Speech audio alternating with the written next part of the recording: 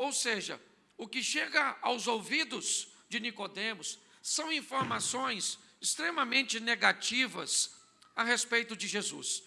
É isso que ele está ouvindo. Mas Nicodemos também tem tido a oportunidade de ouvir o que está acontecendo fora do meio que ele frequenta. Nicodemos também é capaz de notar que existem testemunhos de milagres, que Jesus está fazendo coisas, que ele tem em suas mãos um poder que começa a atrair a atenção de Nicodemos. Nós vemos um homem em meio a uma encruzilhada. De um lado ele ouve o que seus amigos da sinagoga e as pessoas que não simpatizam com Jesus, ele ouve falar mal de Jesus. Mas ele também consegue ver pessoas com testemunhos de cura, de libertação. Ele consegue ouvir que Jesus, ele tem um discurso, ele tem uma mensagem que tem atraído multidões. Eu quero que você entenda que a situação que nós estamos não é diferente da de Nicodemos. Hoje nós temos também os dois lados. Hoje nós olhamos a má fama do Evangelho, a má fama da igreja.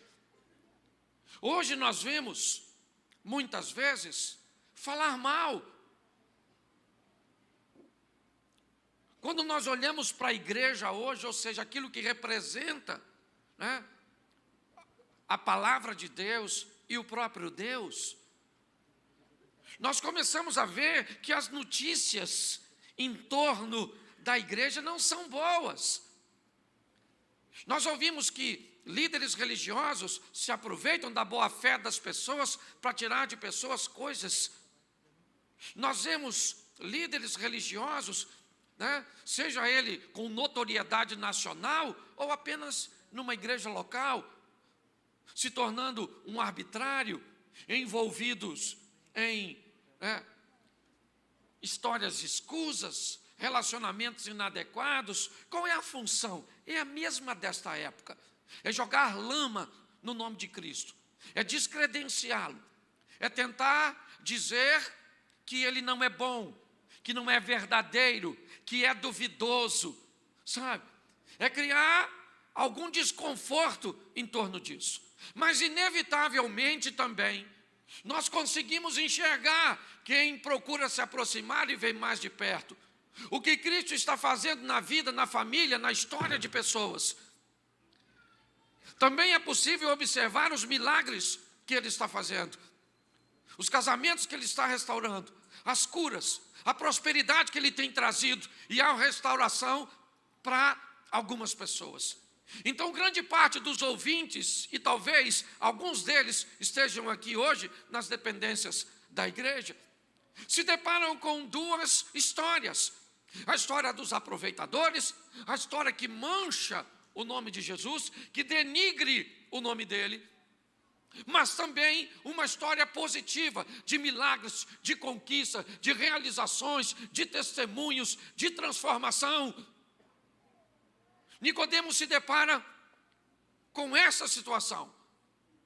Mas é muito importante nós olharmos qual será o posicionamento dele mediante as histórias que ele ouve. Eu gosto da maturidade, não é à toa que ele é um mestre, não é à toa que ele é alguém extremamente respeitado.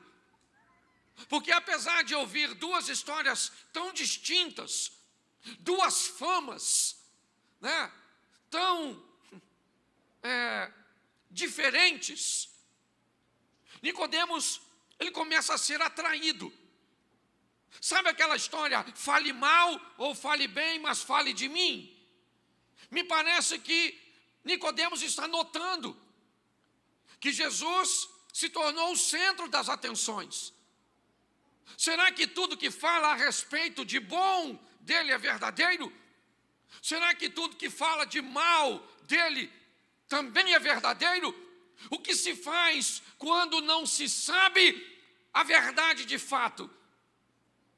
Vai olhar mais de perto. Nicodemos, ele vai procurar Jesus. Por quê? Porque tem algumas coisas que estão desconexas. Sabe? Jesus está sob uma plataforma, é verdade. E para algumas pessoas aquilo é extremamente desagradável. E Nicodemos começa a lidar com isso. Porque gente madura, quando ouve alguma coisa, seja de bom ou seja de ruim, deve buscar esclarecimento. Nicodemos vai procurar Jesus, sim, com algumas dúvidas, com alguns questionamentos, é verdade. Mas o que ele quer? Ele quer ver Jesus de perto. Ele não quer ficar com a posição de seus correligionários e seus companheiros da sinagoga. Mas também ele não quer ouvir histórias, alheias, que formate seu pensamento.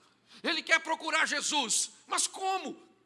Ele é um dos principais da sinagoga. Se descobrirem que ele, como mestre entre os fariseus, procura Jesus, vai ficar feio para ele. Provavelmente, ele vai ser descredenciado no meio da sinagoga. E você pode dizer para mim assim, mas que dane-se. Se é para procurar Jesus, que ele vai lá. Não, não pensa assim não. Porque Nicodemos é tão maduro que ele consegue entender que se tudo aquilo é verdade, o pensamento da sinagoga precisa mudar. O pensamento daquelas pessoas que estão falando mal de Jesus precisa ser revisto. Ele poderia procurar Jesus durante o dia, sim ou não? E isso chegaria na sinagoga e o pessoal nem iria ouvi-lo mais. Ia dizer, Nicodemos se corrompeu. Mas apesar de tudo isso, o que você está querendo dizer, pastor? Eu estou querendo dizer uma coisa. Eu sei que em todos nós, gente, em todos nós, na humanidade inteira, ao longo de todo o tempo, quando Deus criou o homem, Ele colocou uma lacuna que precisa ser preenchida de forma espiritual. Qualquer sociedade, em qualquer tempo que o homem existe, sempre, onde a religião aparentemente nunca chegou, você chegava lá, o cara adorava um rato, o outro um sol, o outro uma cobra, o outro uma vaca, o outro... Por quê? Porque no homem existe um vazio que só pode ser preenchido de forma espiritual. Olha só. Porque todo aquele que invocar o nome do Senhor será salvo. Como, pois, invocarão aquele em quem não creem? E como crerão naqueles de que não ouviram? E como ouvirão, se não há quem pregue? E como pregarão, se não forem enviados? Como está escrito, quão formosos os pés dos que anunciam o evangelho de paz, dos que trazem alegres novas de boas coisas. Mas nem todos têm obedecido ao evangelho, pois Isaías diz, Senhor, quem creu na nossa pregação? De sorte que a fé é pelo ouvir, e ouvir pela palavra de Deus. Romanos capítulo 10, versículo 13 ao 17.